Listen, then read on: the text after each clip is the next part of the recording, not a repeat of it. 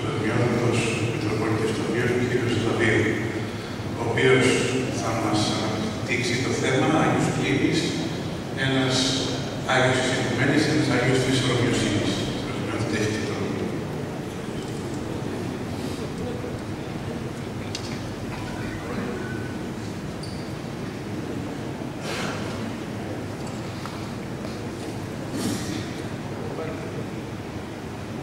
Σεβασμιότατε Μητροπολίτη, Άγιε Ελευθερίας, Νούσης και Καμπανίας, κύριε Παντελεήμων, σεβαστοί πατέρες, στις σειρές που ακολουθούν, μέσα από μια αιτιολογημένη και αμερόληπτη προσέγγιση, θα εξετάσουμε το πλαίσιο μέσα στο οποίο στην πορεία της ιστορίας εμφανίζεται μια εξαιρετικά φωτεινή προσωπικότητα και τέτοια προσωπικότητα ασφαλώς είναι ο Άγιος Κλήμης της Ακρίτης. Στην συνέχεια θα συγκρίνουμε εν συντομία τις ιστορικές συνθήκες της εποχής κατά την οποία ζούσε ο Άγιος με τις σημερινές, με έναν και μοναδικό στόχο. Από τα αναφερόμενα, κάθε λογικός άνθρωπος να είναι σε θέση να καταλήξει ο ίδιος αβίαστα στο συμπέρασμα τι είναι ο Άγιος Κλήμης και τι δεν είναι, σύμφωνα με διάφορες επιστημονικές και λιγότερο επιστημονικές προσεγγίσεις που αναδεικνύουν και μας αποσαφηνίζουν την προσωπικότητα και το έργο του. Σας είναι γνωστό ότι στην χώρα μας υπάρχει μια σχισματική και φυσικά για τον Ορθόδοξο κόσμο μη υφιστάμενη Εκκλησία, η λεγόμενη Μακεδονική Ορθόδοξη Εκκλησία, η οποία σε συνδυασμό με ορισμένες πολιτικές δομές στην εκπαίδευση και το ευρύ κοινό παρουσιάζει μια διαστρεβλωμένη, συχνά εντελώς παραποιημένη εικόνα της ιστορίας, την οποία προσαρμόζει στα μέτρα της ως έναν τρόπο για να προσδώσει και να αιτιολογήσει κάποια ιστορική συνέχεια στην ύπαρξή της. Είναι ένα εντελώς διαφορετικό πρόβλημα ότι πολλοί έχουν αποκτήσει επιστημονικά ατεκμηρίωτα δεδομένα, τα οποία θα τα δούμε στη συνέχεια, συγκρούονται με τις σχετικές επιστημονικές αποδείξεις κάθε φορά που θα βγουν έξω από τα όρια της χώρας τους και θα έρθουν αντιμέτωποι με τον κόσμο της επιστήμης, όπου η πολιτικά προσαρμοσμένη ιστορία δεν έχει καμία σχέση με την πραγματικότητα. Αυτή η ομιλία σε καμία περίπτωση δεν προορίζεται να προσβάλλει εκείνους που παραμορφώνουν την ιστορία, αλλά μάλλον να παρουσιάσει τα αναμφισβήτητα επιστημονικά στοιχεία που οδηγούν στην γνώση της αλήθειας, η οποία ελευθερώνει και, εάν θέλετε, και να προκαλέσει μια επικοδομητική συζήτηση που δεν θα βασίζεται σε ψεύδι και σε αυθαίρετα δεδομένα, αλλά σε προφανείς και έγκυρες αναφορές και αποδείξεις. Με την ευκαιρία αυτή θα αναφέρω δύο συγκεκριμένες ιστορικές στρεβλώσεις. Η πρώτη διαστρέβλωση της ιστορίας είναι ότι η σχισματική και αυτοαποκαλούμενη Μακεδονική Ορθόδοξη Εκκλησία είναι, όπως μόνον αυτοί υποστηρίζουν, η ανασυσταθήσα Αρχιεπισκοπή της Ακρίδος, Άγιο-Κλιμεντική Εκκλησία, δηλαδή η Εκκλησία του διάσημου Αγίου Κλίμεντος Αρχιεπισκόπου Ακρίδης. Παραδείγματος χάρη, ένας σχισματικός ιστορικός γράφει: ο Άγιος Κλήμης έγινε ο πρώτος επίσκοπος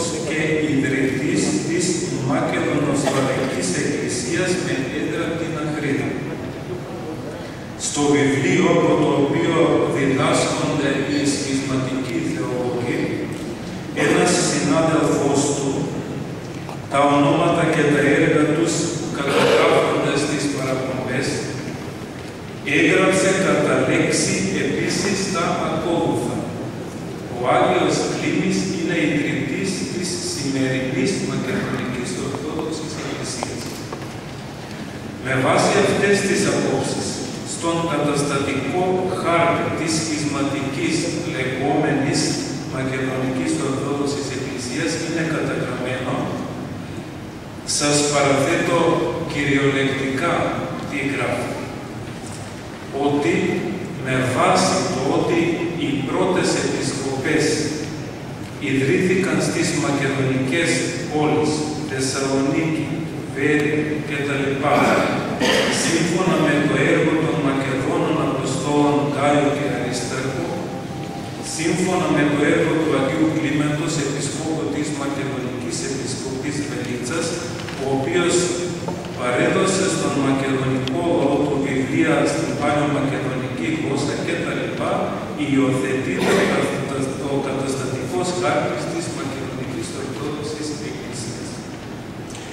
Έχουμε τονίσει αυτές τις αναφορές με σκοπό το πλήρωμα της Εκκλησίας μας να δει καθαρά την κρίση ταυτότητας των σχισματικών στην χώρα μας, οι οποίοι επιδιώκουν να γίνουν δεκτοί στην καθολικότητα της Εκκλησίας, χωρίς να επιδείξουν έμπρακτη μετάνοια για την προφανή και μεροληπτική βλαστογραφία της εκκλησιαστικής ιστορίας.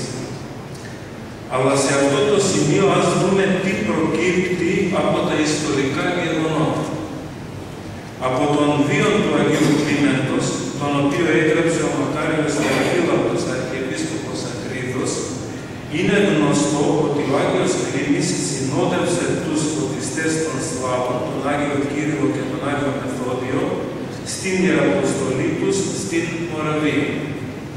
Εξορίστηκε από την Μοραβία και κατέληξε στον Βούλγαρο Τσάρο Βόρη Μιχαήλ, ο οποίος τον έστειλε ως διδάσκαλο στην Μιτζέλιτσα, προσφέροντάς του όρους για ανάπαυσή του στην Αχρίδα και την Πλαβένιτσα.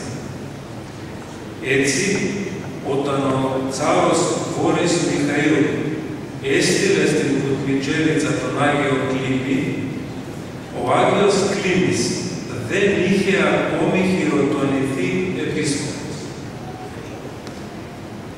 Επιστημονικές μελέτες δείχνουν ότι μετά από το αίτημα του Τσάρου Σιμεών για έναν αρχιερέα με σλαβική προέλευση, το Οικουμενικό Πατριαρχείο δημιούργησε μια νέα επισκοπή που ονομάζεται Βελίτσα και εκεί ως πρώτο επίσκοπο ανέδειξε τον Άγιο Κλήμη, ο οποίος κατά την διάρκεια της ζωής του είχε τον τίτλο του Επισκόπου Βελίτσας. Για την εδαφική έκταση της επισκοπής, καθώς και για την ευρεία πνευματική δικαιοδοσία του Αγίου, υπάρχουν πολλές και ποικίλες έρευνες, αλλά τώρα δεν τα σταθούμε σε αυτό το θέμα.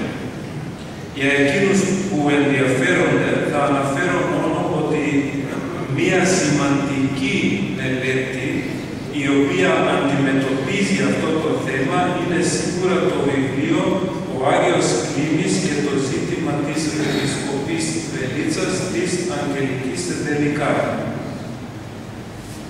Αλλά μπορεί να συμπεράνουν ότι όλοι σχεδόν οι ερευνητές συμφωνούν ότι τα όρια της δικαιοδοσίας του Αγίου Κλίμεντος θα μπορούσαν να εντοπιστούν σε διάφορες περιοχές από την βόρειο-δυτική Ροδόπη μέχρι τις αλβανικές ακτές. Όλες όμως οι επιστημονικές μελέτες συμφωνούν ότι ο Άγιος Κλήμης, επίσκοπος Βελίτσας, εκοιμήθη στις 27 Ιουλίου του έτους 916.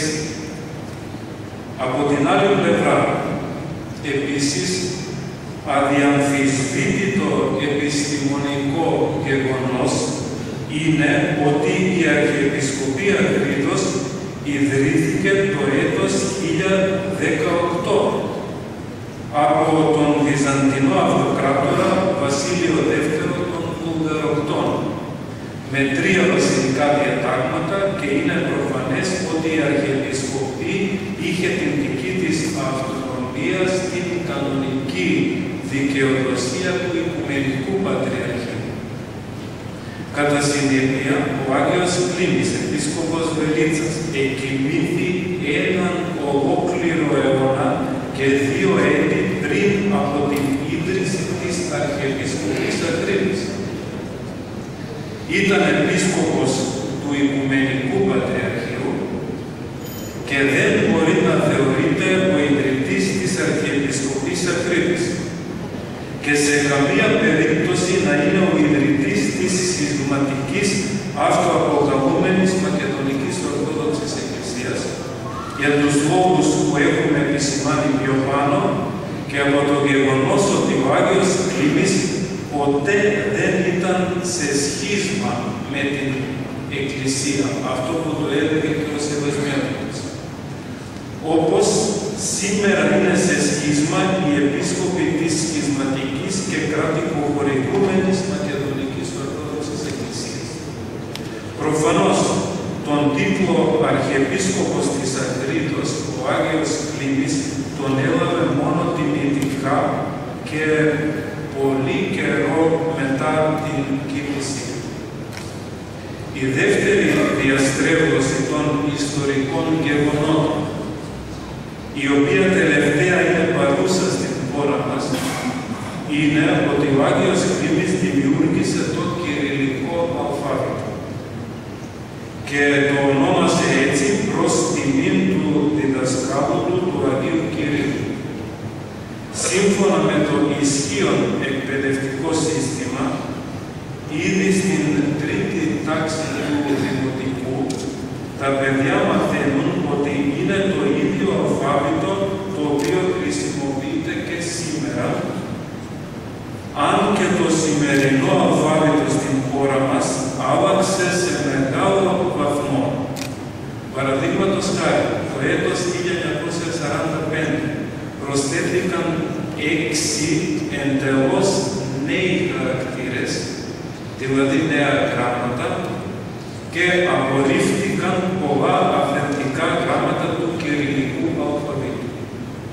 Επίσης, στο βιβλίο για την 6η Δημοτικού διδάσκεται στα παιδιά ότι ο Άγιος Κλήμης δημιούργησε το δεύτερο σλαβικό αλφάβητο και το ονόμασε κυριλικό αλφάβητο και ότι αυτό είναι το στα εισαγωγικά μακεδονικό αλφάβητο.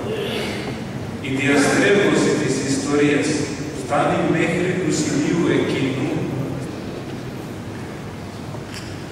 ώστε όσον αφορά την γλώσσα του Αγίου Κλίμεντος, ορισμένοι σχισματικοί κύκλοι κατά την μετάφραση των έργων του να υποστηρίζουν ότι αυτά έχουν μεταφραστεί από την στα εισαγωγικά παλαιομακεδονική γλώσσα, επιβάλλοντας έτσι στον Άγιο Κλήμη και προσδίδοντάς του ότι μιλούσε και έγραφε στην παλαιομακεδονική γλώσσα.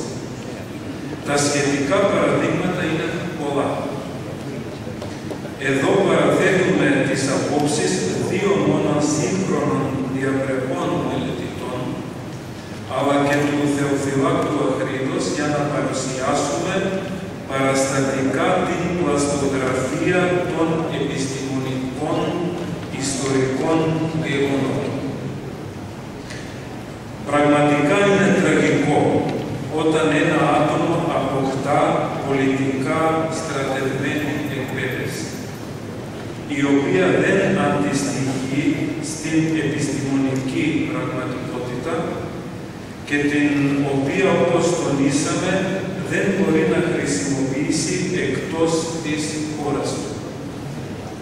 Ως απάντηση σε αυτή την διαστρέβλωση της ιστορικής αλήθειας, επισημαίνουμε ότι ο περίφημος βυζαντινολόγος Δημήτριος Κοκορένσκι υποστηρίζει ότι ο Άγιος Κλήμης χρησιμοποίησε το γλαδολιτικό αλφάβητο Και όχι μόνο αυτό, αλλά λόγω της δραστηριότητας του Αγίου Κλίμεντος, η Αχρίδα παρέμεινε το κύριο κέντρο των γλαγολιτικών σκριπτορίων στα Βαλκάνια. Το γλαγολιτικό αλφάβητο χρησιμοποιείται στην φιλολογική σχολή Αχρίδος για ακόμα μερικούς αιώνες μετά την κίνηση του Αγίου Κλίμεντος. Ο Γολένσκι γράφει ότι το κυριλικό αλφάβητο ήταν πρότυπο για την σχολή της Πρεσλάβας στην Ανατολική Βουλγαρία και ότι δεν υπάρχει καμία τεκμηριωμένη παράδοση η οποία να συνδέει το όνομα του Αγίου Κλίμεντος με το κυριλικό αλφάβητο και επίσης ότι οι επιστήμονες απορρίπτουν την άποψη ότι ο Άγιος Κλήμης δημιούργησε το κυριλικό αλφάβητο.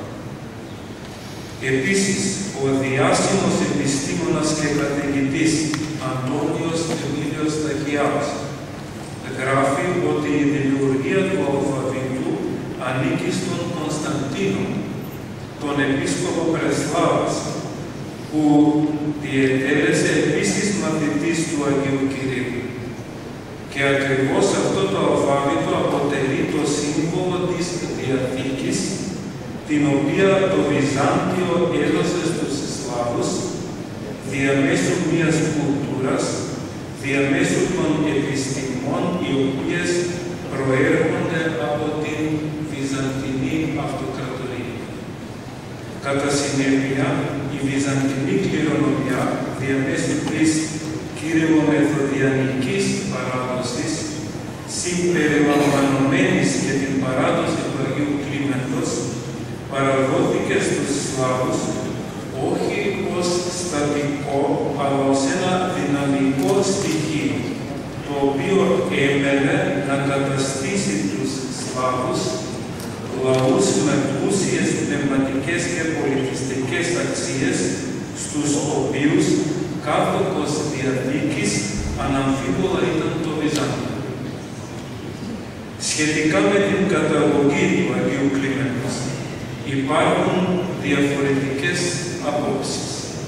Παραδείγματος χάρη, ο καθηγητής Ταχιάος γράφει ότι ο Άγιος είχε σλαβική καταγωγή.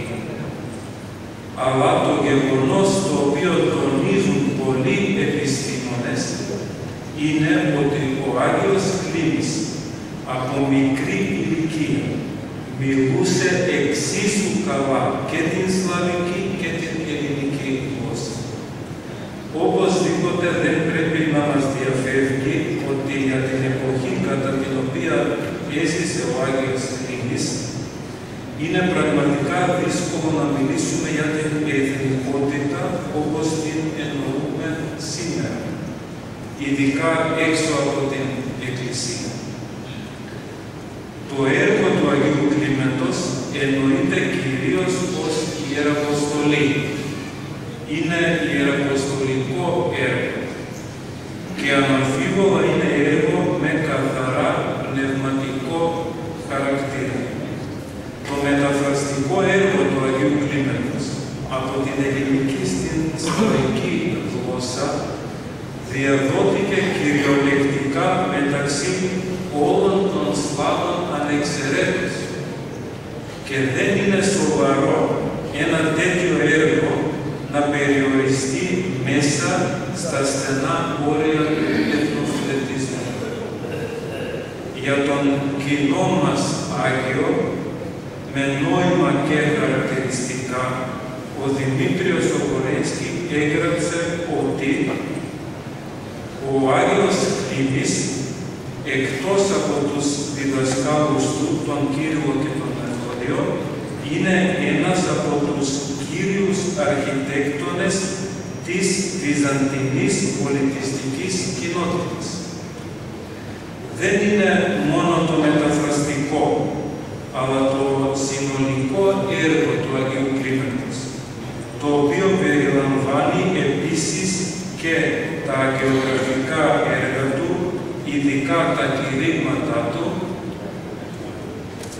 και Εάν θέλετε, λέει ο Θεοφύλακτος, ο Άγιος Κλήμης από την χώρα των Ελλήνων έφερε καλλιεργημένα δέντρα με τα οποία πόλιασε τα άγρια δέντρα της βουλγαρικής γης. Ως εκ τούτου, το συνολικό έργο του Αγίου Κλίμεντος της Ακρίδος του Θαυματουργού έχει μια οικουμενική διάσταση και περιέχει ολόκληρο το πλάτος της Ρωμιοσύνης μας. Θα τελειώσω αυτή τη σύντομη ομιλία μου με την ακόλουθη διοίκηση. Στον πάτο ενός ξηραμένου πηγαδιού ζούσε ένας βάτραχος, ο οποίος από εκεί κάτω κοίταζε ψηλά προς τον ουρανό. Ξαφνικά πάνω από το πηγάδι ήρθε ένας γλάρος και του είπε: «Πόσο υπέροχος είναι ο ουρανός, έτσι δεν είναι?» Αλλά ο βάτραχος απάντησε με αγένεια: «Τι θράσος, εσύ θα μου μιλήσεις για τον ουρανό? Από εδώ που είμαι τον βλέπω πολύ ωραία και ο ήλιος». Η ιδέα του βατράχου προς τον ουρανό από τον πυθμένα του πηγαδιού είναι η άποψη του σχίσματος, η άποψη εκείνων που θέλουν να βάλουν τον ουρανό στο περιορισμένο καλούπι τους, στα στενά οφειλινιστικά όρια τους. Η ιδέα του γλάρου προς τον ουρανό είναι η άποψη της Ορθοδοξίας, η άποψη του Αγίου Κλίμεντος της Ακρίδος του Θαυματουργού, η άποψη της πολύτιμης Ρωμιοσύνης, στην οποία κάθε άνθρωπος που θέλει να απαλλαγεί από τους περιορισμούς του εθνοφιλετισμού και της φθοράς, καλείται να εκπληρώσει ενεργά την κλίση, να θεοποιήσει την ύπαρξή του μέσα την ενότητα της Εκκλησίας, όπως αυτό το έκανε πράξη ο Άγιος Κλήμης Ακρίδος. Σας ευχαριστώ.